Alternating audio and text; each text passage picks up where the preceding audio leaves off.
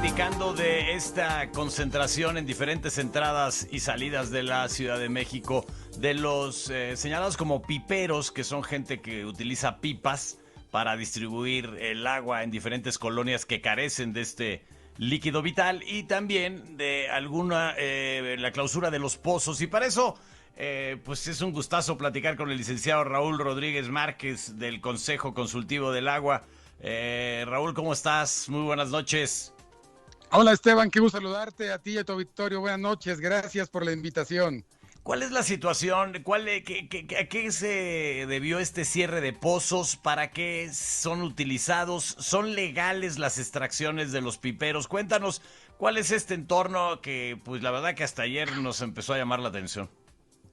Sí, cómo no, Esteban. Yo te diría que nos parece desde el Consejo Consultivo del Agua un acierto, es una iniciativa, un operativo caudal que le llamó el Estado de México y las autoridades federales y del Valle de México. Nos parece muy positivo por dos cosas, Esteban. Primero, porque están preservando la salud de la población, porque mucha de esta agua pues va a dar a algunas empresas purificadoras de agua que venden el agua de manera informal en condiciones no controladas de salud, y esto pues es muy importante tenerlo en cuenta. Y por otro lado, el segundo objetivo que nos parece muy importante es poner un principio de orden y legalidad. Estarás de acuerdo en que así debe ser. Los pozos, los más de 51 pozos que se clausuraron en este pasado fin de semana, particularmente en el Estado de México, pues eran pozos ilegales, que no estaban registrados en Conagua. Era una extracción ilegal que surtía el agua a estas pipas, que a la vez estas pipas las distribuían en algunas colonias,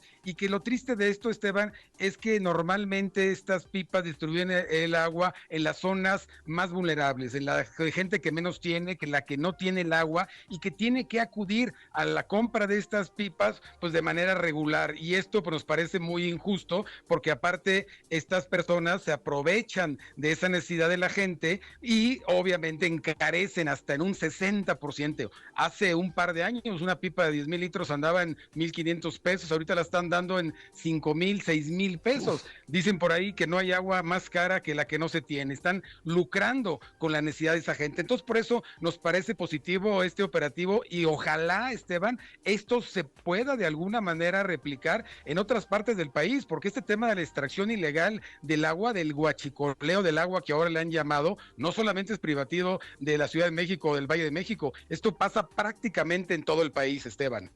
Raúl, entonces el escenario es complicado porque a su vez en el entendido que no tienen agua en estas colonias que pues son las que necesitan las pipas, de momento, ¿quién les está surtiendo? ¿Quién les puede surtir? ¿O cuál es el escenario?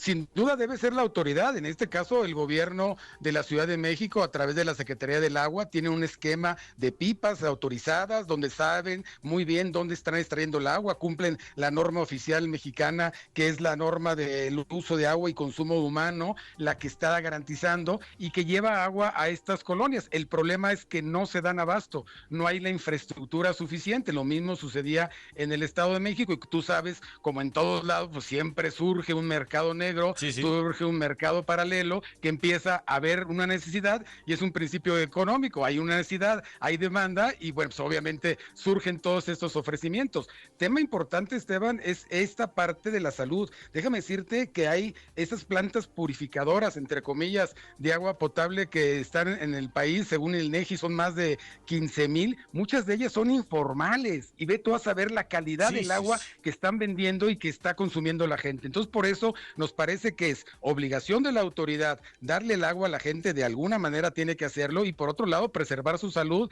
a través de vigilancia como COFEPRIS y otras instituciones. Ese es el escenario que está planteando Esteban, y sobre todo, termino diciendo que sea un principio de orden y legalidad, que se acabe esa anarquía, que cada quien hace lo que quiere, las pipas distribuyen, sacan agua de los pozos no regulados o no registrados. Creo que eso debe acabarse, Esteban.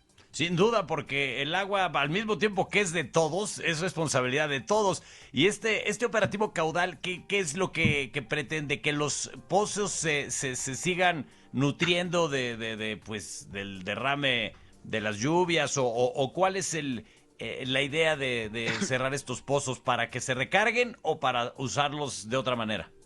es para regularizarlos. Es primero identificar dónde estaban estos pozos que estaban abasteciendo estas pipas de manera ilegal, regularizarlas, sancionar a quien deba sancionarse y que se establezca un diálogo con los distribuidores de estas pipas. Vimos ahí, y tú lo reportaste muy bien, y Imagen lo ha dicho muy bien, que los piperos dicen, oye, es que es nuestro trabajo, nuestra familia, nosotros no sabemos ni tenemos la culpa, nosotros solamente la distribuimos. Bueno, hay que ver muy bien qué le corresponde a cada quien. Sí, pero lo importante es que se vaya de raíz el problema. Si había un pozo irregular, que se regularice y se vea y se sancione a quien incurrió en una responsabilidad y ver toda la cadena y resolver el problema. Lo que sí es importante es que estos pozos tienen que volver a habilitarse porque son pozos que evidentemente la gente los necesita. Muchos de gentes, vecinos de ahí decían, oiga, ahí estaba el pozo a 200 metros de mi casa y yo no tengo agua potable, y de ahí sacaban agua para llevar a otros lugares. Entonces deben buscar hacer ese tipo de situaciones y sancionar, Esteban. En este momento en la Cámara de Diputados se está discutiendo una ley de aguas nacionales, una reforma a la ley de aguas nacionales, y ahí viene un capítulo nuevo de lo que le llaman delitos hídricos y que se incrementan, pero increíblemente las sanciones, sobre todo penales, van hasta 12 años de cárcel para quien incurra en ciertos delitos de esta naturaleza. Y eso es muy importante, Esteban, es muy importante que esa extracción ilegal del agua se sancione, que déjame decirte, hay una cifra negra que es muy difícil saberla, pero hay quien estima que es casi hasta el 40% del agua que corre en las redes. Esto es, 40% de esa agua que corre ahí se extrae de manera ilegal o se queda en las fugas y mermas en las redes, Esteban. ¿Qué datos nos estás dando? Estoy platicando con el licenciado Raúl Rodríguez Márquez del Consejo Consultivo del Agua.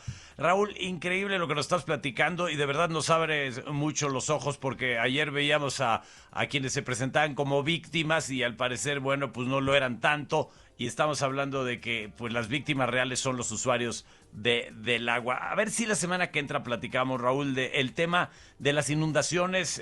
¿Por qué se inunda la Ciudad de México y por qué se inundaron otras regiones del país y que hoy estamos tan lamentando pues todo lo que ocurrió, ¿no? ¿Te parece? Con gusto, es gran tema, Evan, porque siempre nos sucede lo mismo cada año. Sí, parece que no aprendemos. Parece que no aprendemos. De acuerdo. Gracias, Raúl Rodríguez Márquez, saludarte. Consejo Consultivo del Agua.